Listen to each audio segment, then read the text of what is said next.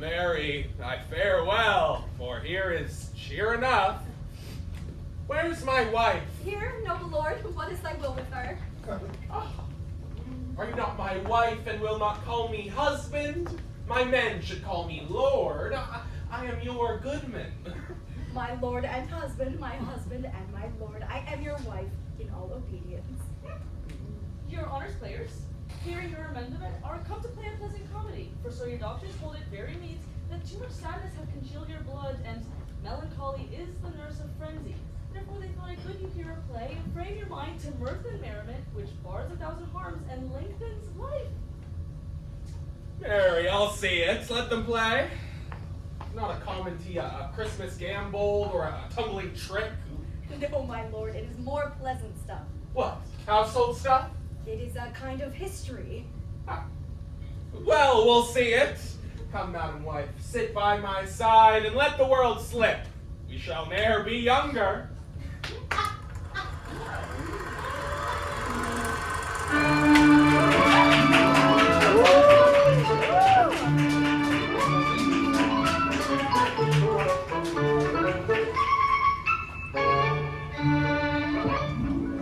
Verona, for a while I take my leave to see my friends in Padua, but of all, my best beloved and approved friend Hortensio. And I trow this is his house. Here, Sir Grumio, knock, I say. Knock, sir? Whom should I knock? Is there a man has abused your worship? Villain, I say knock me here soundly. Knock you here, sir. Why, sir, what am I, sir, that I should knock you here, sir? Villain, I say knock me at this gate and rap me well, or I'll knock your knave's pate. Now knock when I bid you, sir, villain. Oh, now what's the matter?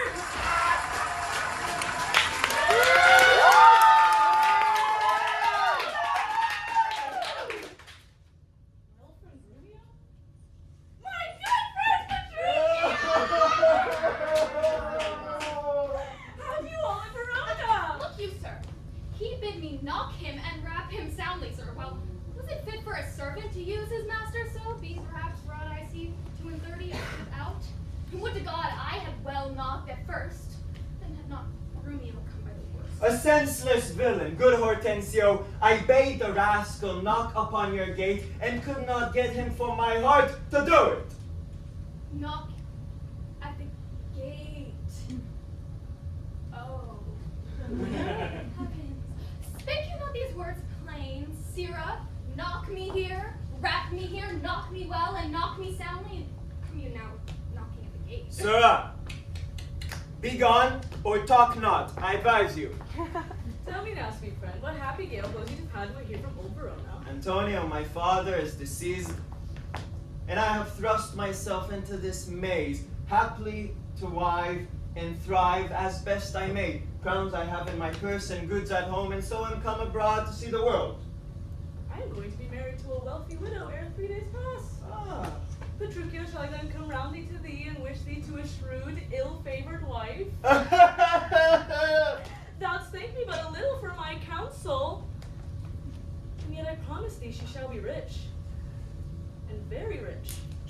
But thou art too much my friend, and I will not wish thee to her. Hortensio, twixt such friends as we few words suffice, and therefore if thou know one rich enough to be Petruchio's wife, as wealth is burden of my wooing dance, be she as foul as was Hortensio's love, as old as Sybil, and as cursed, as shrewd as Socrates' Xantippe, or worse, she moves me not. I come to wealthily in Padua, if wealthily, then happily in Padua. I can, Petruchio, help thee to a wife with wealth enough and young and beauteous, brought up as best becomes a gentlewoman. Her only fault, and that is faults enough, is that she is intolerable cursed and shrewd and froward, so beyond all measure that were my state far worser than it is, I would not wed her for a mine of gold. Hortensio, peace. Thou knowst not gold's effect. Tell me her mother's name, it is enough, for I will board her, though she chide as loud as thunder when the clouds in autumn crack. Her mother's name is Baptista Minilla, an affable and courteous gentlewoman. Her name is Caterina Minilla, renowned in Padua for her scolding tongue. I will not sleep, Hortensio, till I see her, and therefore let me be thus bold with you to give you over at this first encounter, unless you will accompany me thither. I you, sir. Let him go while the humor lasts. On my word, and she knew as well as I do, she would think scolding would do a little good upon him. She may perhaps call him half a score knaves or so. Why, that's nothing. And he begin once, he'll rail in his rope tricks. I tell you what, sir, and she stand him by a little, he'll throw a figure in her face and so disfigure her with it that she shall have no more eyes to see with all that I kept. You know him not, sir.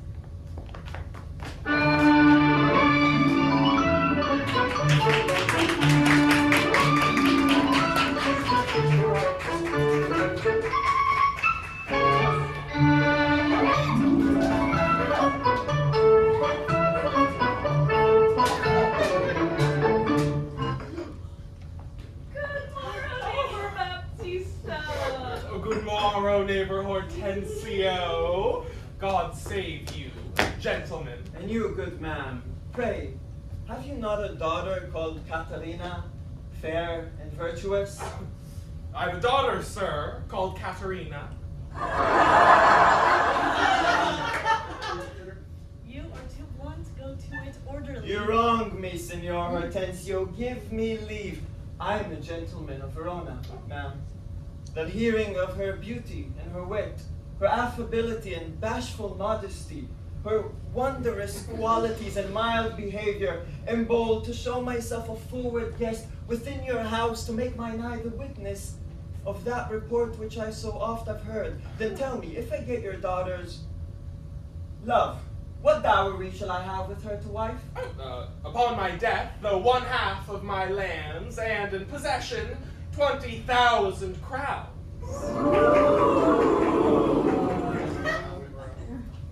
And for that dowry, I'll assure her of her widowhood, be it that she survive me in all my lands and leases whatsoever. Let specialties be therefore drawn between us, that covenants may be kept on either hand. When the special thing is well obtained, that is her love, for that is all and all. Why, that is nothing, for I tell you, mother, I am as peremptory as she proud-minded. And where two raging fires meet together, they do consume the thing that feeds their fury. Though little fire grows great with little wind, yet extreme gusts will blow out fire and all. So I to her, and so she yields to me, for I am rough, and woo not like a babe. Well, mayest thou woo, and happy be thy speed, but be thou armed for some unhappy words. Now by the world it is a lusty wench. I love her 10 times more than e'er I did. Oh, how I long to have some chat with her. Well, Signor Petruchio, will you go with us, or shall I send my daughter Kate to you? I pray you do. I'll attend her here and woo her with some spirit when she comes. Say that she rail, why then I'll tell her plain, she sings as sweetly as a nightingale. Say that she frown, I'll say she looks as clear as morning roses newly washed with dew.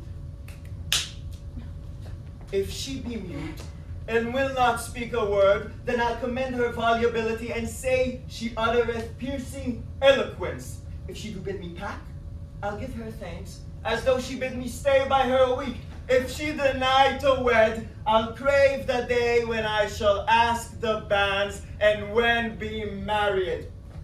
But here she comes. And now, Petruchio, speak.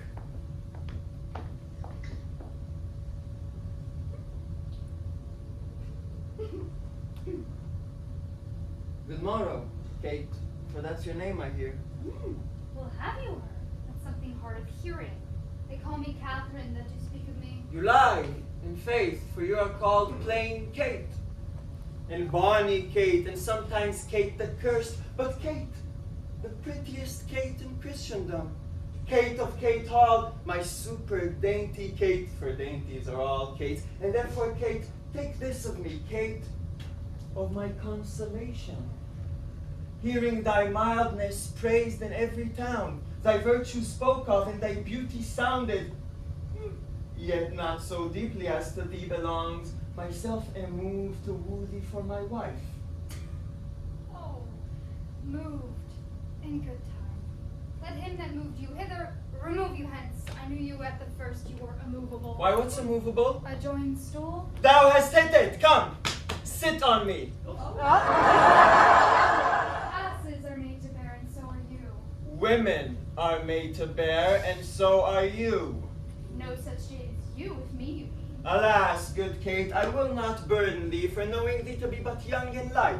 Too light for such a swain as you to catch, and yet as heavy as my weight should be. Should buzz. Well tame and like a buzzard. Oh, slow-winged turtle, shall a buzzard take thee? Aye, for a turtle as he takes a buzzard. Come, you wasp, of faith you are too angry. If I be waspish, best beware my sting. My remedy is then to pluck it out. Aye, if the fool could find where it lies. Who knows not where a wasp does wear his sting in his tail? In his tongue. and Whose so tongue? yours, if you talk of tails, and so farewell. What, with my tongue in your tail? Nay, come again, good Kate. I am a gentleman. Oh, that I'll try. I swear I'll cuff you if you strike again. So may you lose your arms. If you strike me, you are no gentleman. And if no gentleman, why then no arms? Nay, hear you, Kate, and soothe you scape not so. I chafe you, right, Terry. Let me go. No, not a whit. I find you passing gentle. 'Twas told me you were rough and coy and sullen, and now I find report a very liar, for thou art pleasant, gamesome, passing courteous. Thou canst not frown, thou canst not look askance, nor bite the lip as angry wenches will, but thou with mildness entertainst thy wooers, with gentle comfort, soft and affable. Why does the world report that Kate hath lived? Oh, slanderous world! Kate, like the hazel twig, is straight and slender, and as brown as you as hazelnuts, and sweeter than the kernels. Oh, let me see thee walk, thou dost not halt.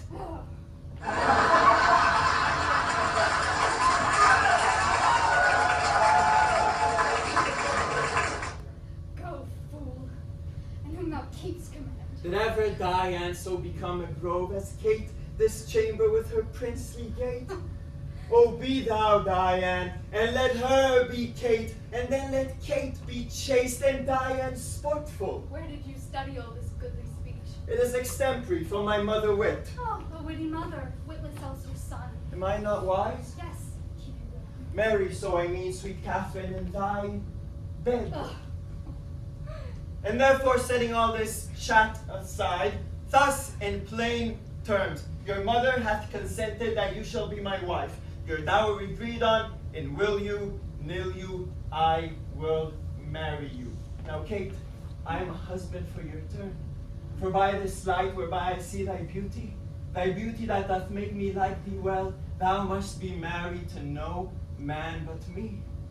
For I am he born to tame you, Kate, and bring you from a wild Kate to a Kate conformable as other households' Kates. Here comes your mother. Never make denial. I must and will have Catherine for my wife. Now, Signor Petruchio, how speeds you with my daughter? How but well, ma'am, how but well. It were impossible I should speed amiss. Oh, why, how now, daughter Caterina?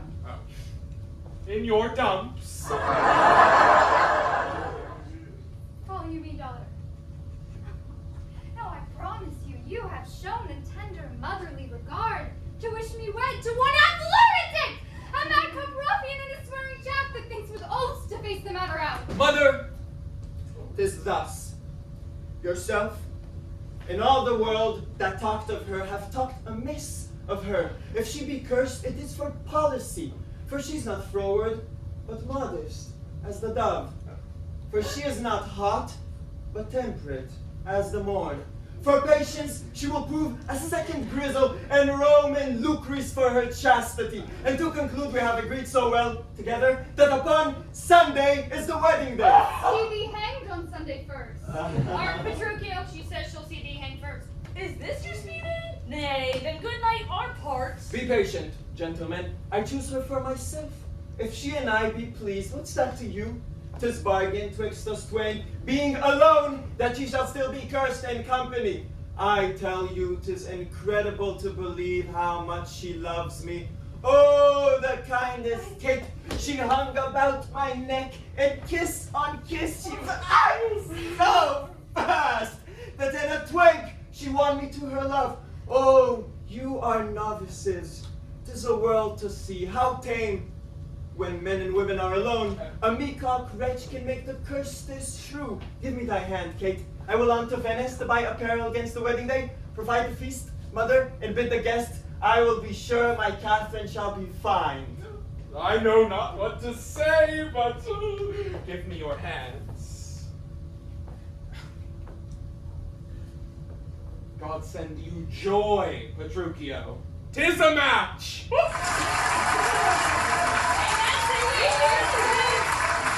Mother and wife. And gentlemen, adieu. I will to Venice. Sunday comes apace. We will have rings and things and fine array. And kiss me, Kate.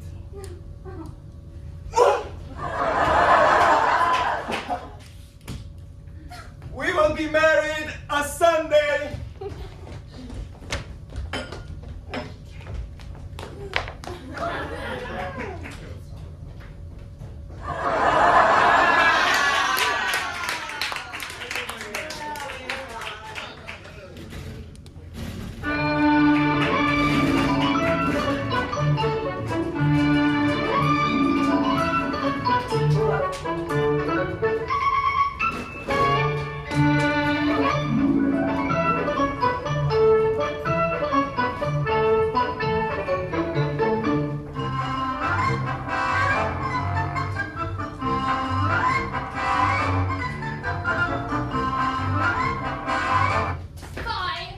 Fie on all tired jades, on all mad masters and all foul ways. Was ever man so beaten? Was ever man so rayed? Was ever man so weary? I am sent before to make a fire, and they are coming after to warm them. And were not I a little pot and soon hot, my very lips might freeze to my teeth, my tongue to the roof of my mouth, my heart in my belly, ere I should come by a fire to thaw me. But I, with blowing the fire, shall warm myself, for considering the weather, a taller man than I will take cold. Holla, ho, Curtis! Who is that called so coldly? A piece of ice. If thou doubt it, thou mayst slide from my shoulder to my heel with no greater a run, but my head and my neck. A fire, good Curtis.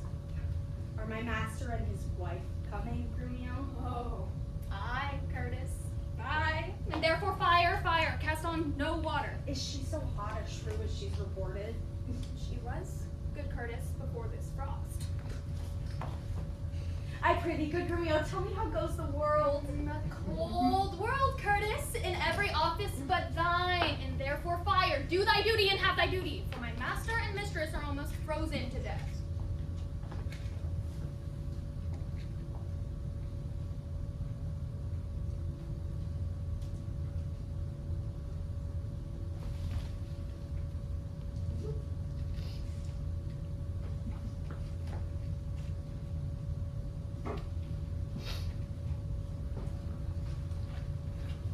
Now, my first companion is all ready in all things neat. All things is ready. How near is our master? And that handle lighted by Oh! Cock's fashion, silence, I hear my master. Where be these knaves?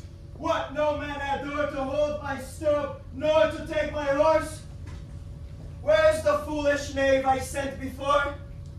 Here, sir, as foolish as I was before.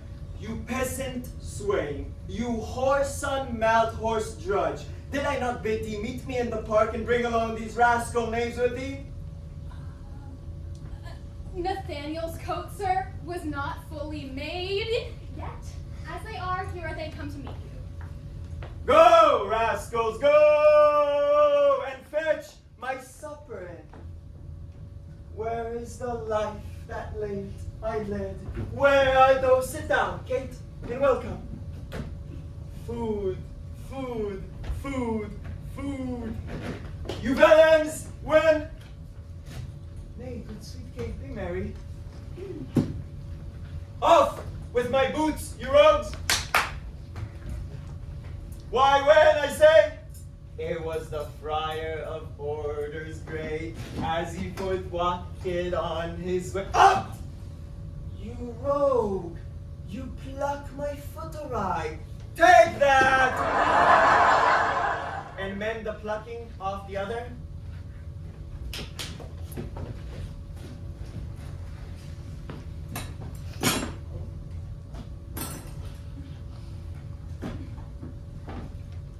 Some water here? What ho? Where's my spaniel, Troilus? Sirrah, get you hence, and bid my cousin Ferdinand come hither. One Kate that you must kiss and be acquainted with. Where are my slippers?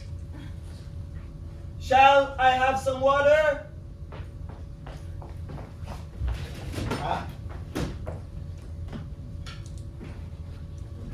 Come, Kate, and wash, and welcome heartily. You whoreson villain.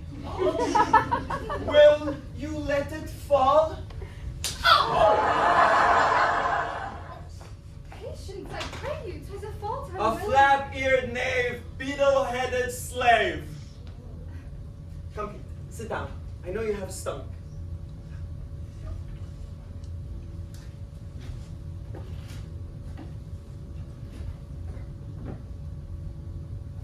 Will you give thanks, sweet Kate, or shall I?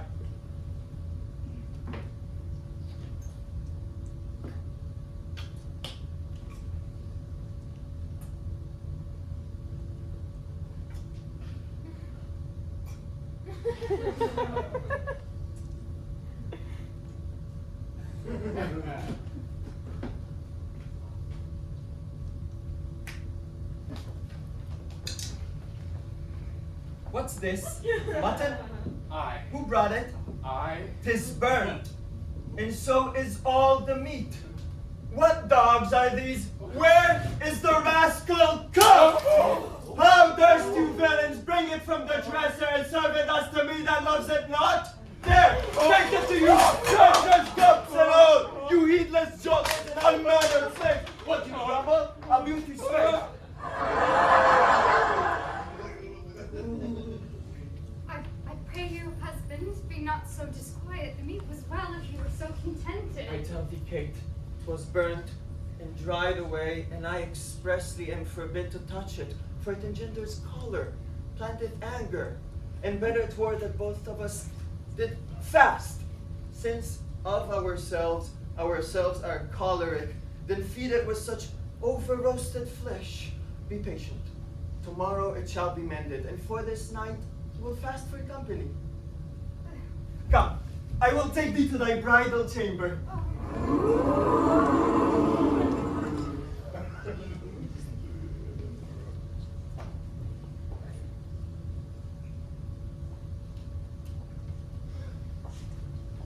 Didst ever see the like? He kills her in her own humor.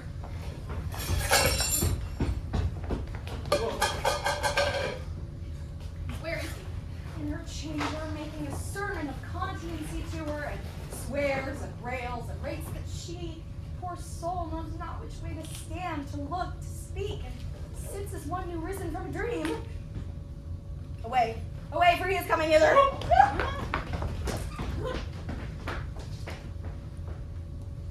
Thus have I politically begun my reign, and 'tis my hope to end successfully.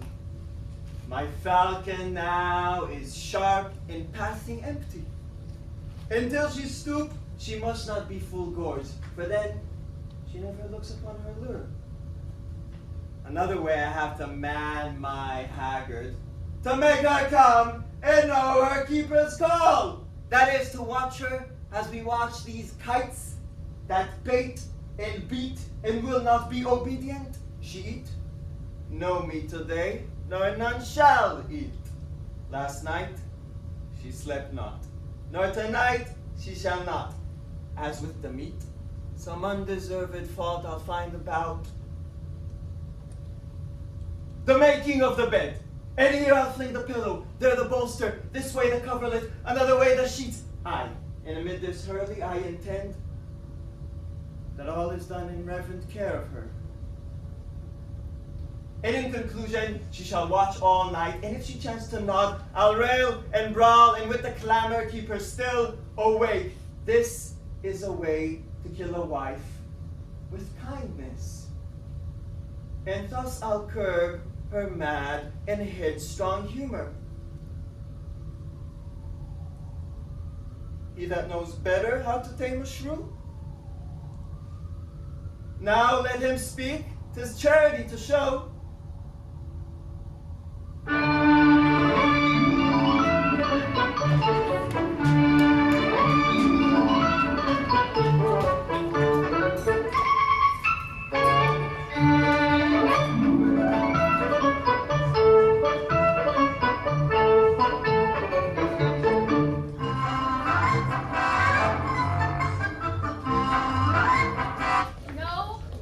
No, forsooth, I dare not for my life. The more my wrong, the more his spite appears. What? Did he marry me to famish me? Beggars that come into my mother's door upon entreaty have a present alms. If not, elsewhere they're met with charity. But I, who never knew how to entreat, nor never needed that I should entreat, and starved for meat, giddy for lack of sleep, with oaths kept waking and with brawling fed, and that which spites me more than all these ones, he does it under name of perfect love, as who should say if I should sleep or eat, were deadly sickness or else present death. I prithee, go and give me some repast, I care not what, so it be wholesome food. What say you to a neat's foot? I like it well, good Grumio, fetch it me. I fear 'tis too choleric a meat. How say you to a fat tripe, finely broiled? 'Tis passing good, I prithee let me have it. I cannot tell, I fear 'tis choleric.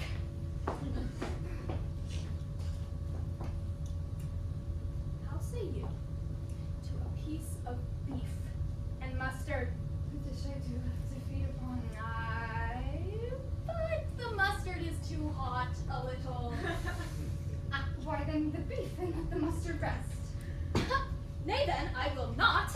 You shall have the mustard or else you get no beef of Grumio. Then both, or one, or whatever thou wilt. Why then, the mustard without the beef? Go. Get thee gone, thou false deluding slave that feeds me with the very name of me. Sorrow on thee and all the pack of you that triumph thus upon my misery. Go. Get thee gone, I say.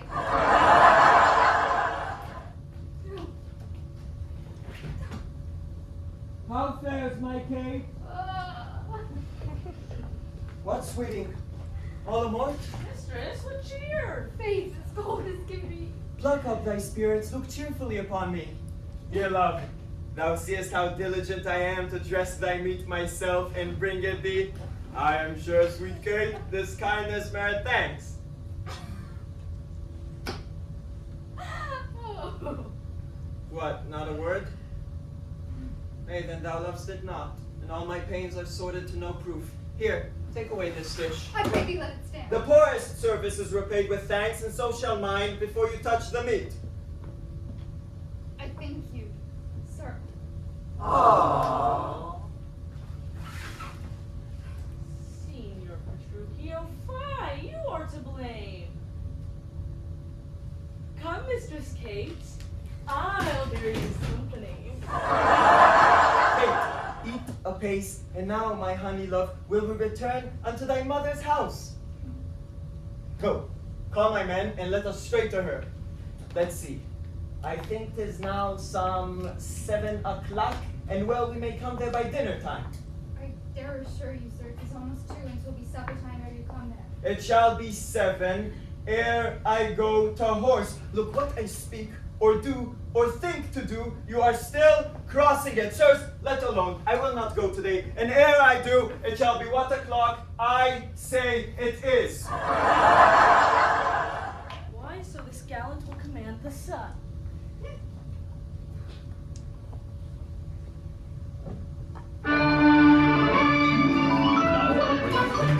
In which the Campbell kids discover that mother knows best. Good. Johnny came calling one Sunday. The girl on his breeze was so sweet. She served him some wonderful dishes, but he found the meal incomplete. No soup?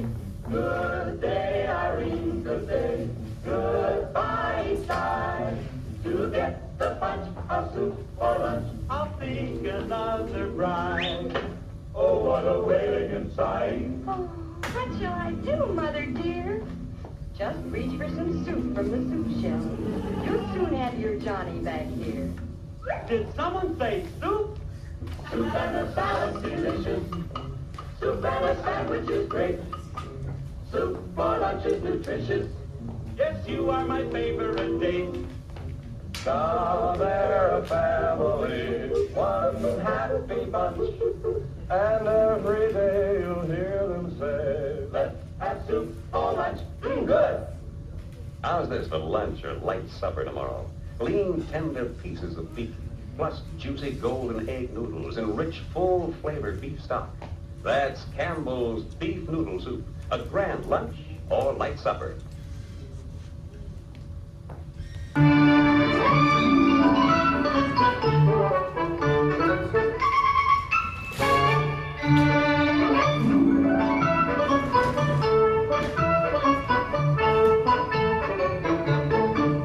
Come on, in God's name, once more toward our mothers. Good Lord, how bright and goodly shines the moon. The moon. The sun. It is not moonlight now. I say it is the moon that shines so bright. I know it is the sun that shines so bright. Now, by my mother's son, and that's myself, it shall be moon or star or what I list, or ere I journey to your mother's house. Go on and fetch our horses back again, evermore crossed and crossed, nothing but crossed. Say as he says, or we shall never go. Forward, I pray you, since we have come so far, and be it moon or sun or what you please, and if you please to call it a rush candle, henceforth I vow it shall be so for me. I say it is the moon. I know it is the moon. Nay, then you lie. It is the blessed sun. Thank God's be blessed, it is the blessed sun. But sun it is not when you say it is not, and the moon changes even as your mind. What you will have it named, even that it is. And so it shall be so for Katerina.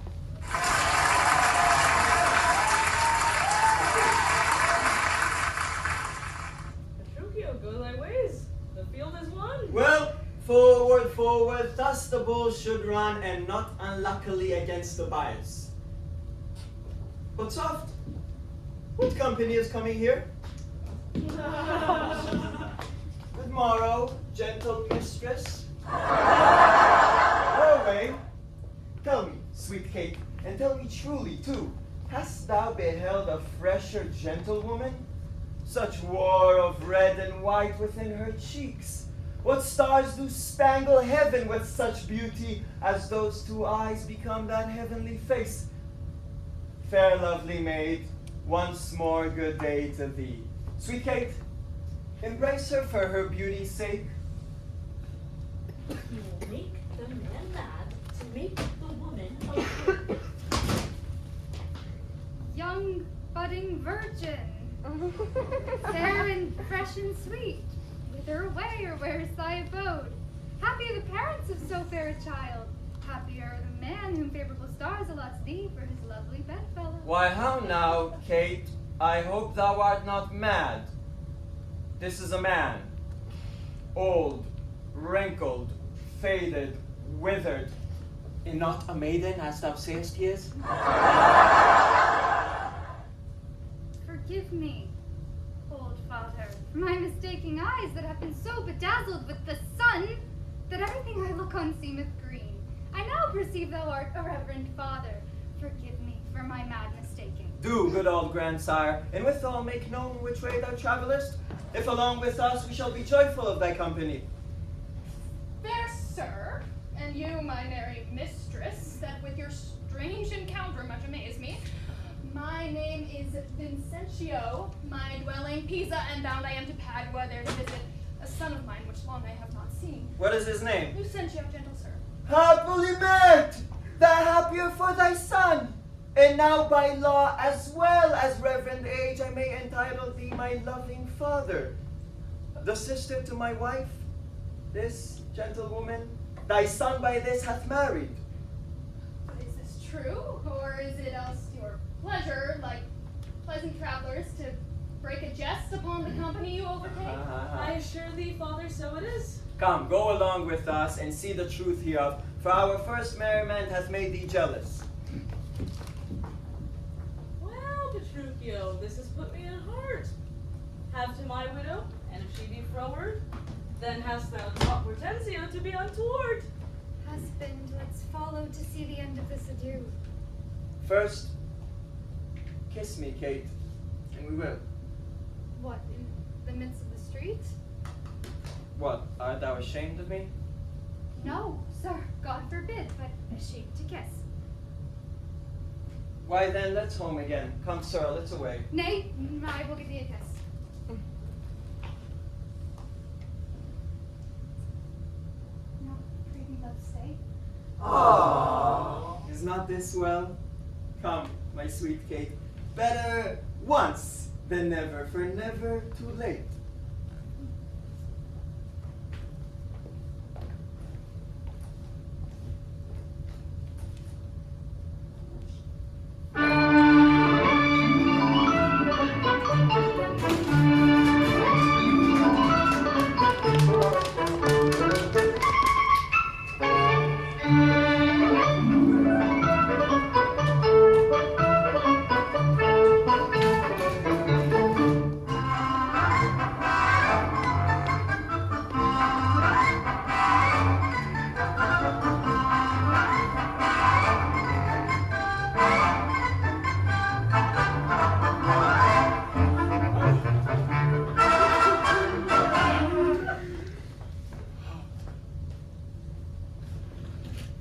Son Petruchio, daughter Caterina, and thou, Hortensio, with thy loving widow, feast with the best, and welcome to my house. My banquet is to close our stomachs up after our great good cheer. Pray you, sit down, for now we sit to chat as well as eat. Nothing but sit and eat and eat. Padua affords this kindness, son Petruchio. Padua affords nothing but what is kind. For both our sakes, I would that word were true. Now, for my life, Hortensio fears his widow. Then never trust me if I be afeard. You are very sensible, and yet you miss my sense. I mean, Hortensio is afeard of you. He that is giddy thinks the world turns round. Roundly replied. Mistress, how mean you that? Thus I conceive by him. Conceives by me. How likes Hortensio that? My widow says, thus she conceives her tale. Very well mended. Kiss him for that, good widow. He that is giddy thinks the world turns round. I pray you tell me what you meant by that. Your husband, being troubled with a shrew, measures my husband's sorrow by his woe, and now you know my meaning. A very mean meaning. Right, I mean you. And I am mean indeed, respecting you. To her, Kate. To her widow! 100 marks, my Kate, does put her down. That's my office. Spoke like an officer. Had to be, lad. Since you have begun, have at you for a bitter jest or two. No, what? Am I your bird? I mean, to shift my bush and then pursue me as you draw your bow? You are welcome. Oh.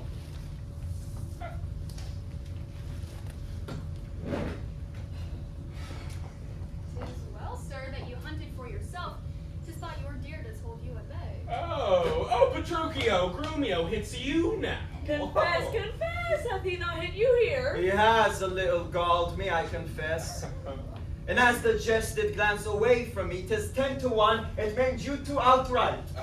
Now in good sadness, son Petruchio, I think thou hast the veriest shrew of all. Well, I say no. And therefore, for assurance, let's each one send unto his wife, and he whose wife is most obedient to come at first when he doth send for her, shall win the wager which we will propose. 20 crowns. 20 crowns? I'll venture so much of my hawk or hound, but 20 times so much upon my wife. 100 then. A match. 'Tis done. Who shall begin? Sir Grumio, go and entreat my wife to come to me forthwith. Oh, entreat her. Nay, then she must needs come. I'm afraid, sir, do what you can. Yours will not be entreated. Now, where's my wife? She says you have some goodly jest in hand. She will not come. She bids you come to her. She will not come. Worse and worse. Oh, vile, intolerable, not to be endured. Sir Grumio, go to your mistress. Say, I command her come to me. I know her answer. What? She will not. The fouler fortune mine, and there an end. Now, by my holy dam, here comes Katerina. What is your will, sir, that you sent for me? Where's Hortensio's wife? She sits conferring by the parlor fire. Go fetch her hither. If she deny to come, swinge me her forth soundly unto her husband. Away, I say, and bring her hither straight. Here is a wonder. If you ever talk of a wonder. And so it is. I wonder what it bodes. Merry peace it bodes, and love, and quiet life, and awful rule, and right supremacy. And to be short, what's not that sweet and happy? Now, fair befall thee, son Petruchio. The wager thou hast won, and I will add unto his losses 20,000 crowns. Another dowry to another daughter, for she is changed as she has never been. Nay, I will win my wager better yet, and show more sign of her obedience, her new built virtue and obedience. See where she comes, and brings your froward wife as prisoner to her womanly persuasion. Catherine, that cap of yours becomes you not. Off with that bauble, throw it underfoot.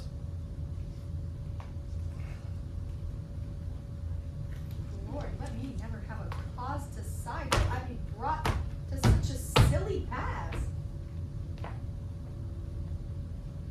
Catherine, I charge thee, tell these headstrong women what duty they do owe their lords and husbands. Come, you're mocking.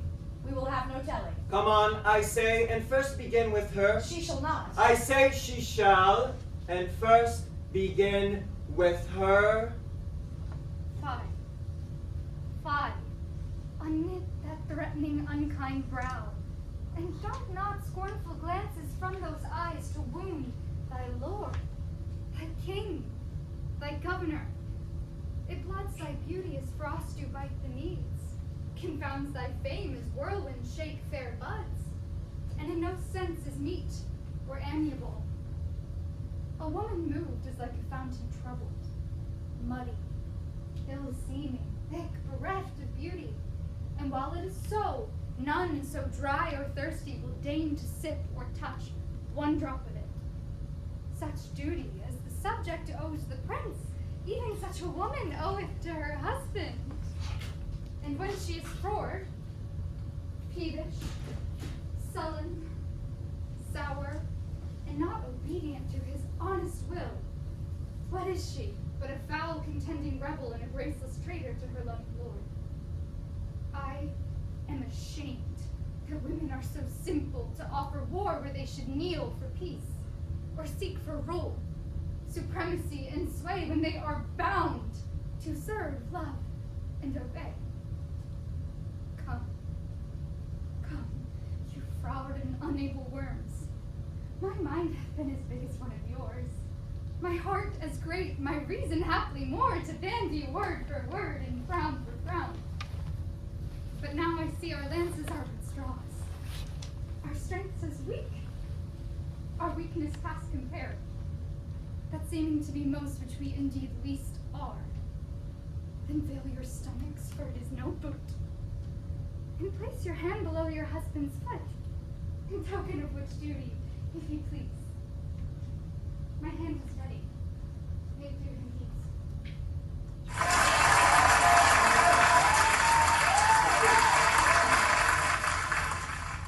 Why? There's a wench. Come on. And kiss me, Kate. Oh! Ooh. Well, go thy ways, old lad. Thou shalt have it. 'Tis good hearing when children are toward. But a harsh hearing when women are froward. Now go thy ways. Thou hast tamed a cursed Shrew. 'Tis a wonder, by your leave, she will be tamed so.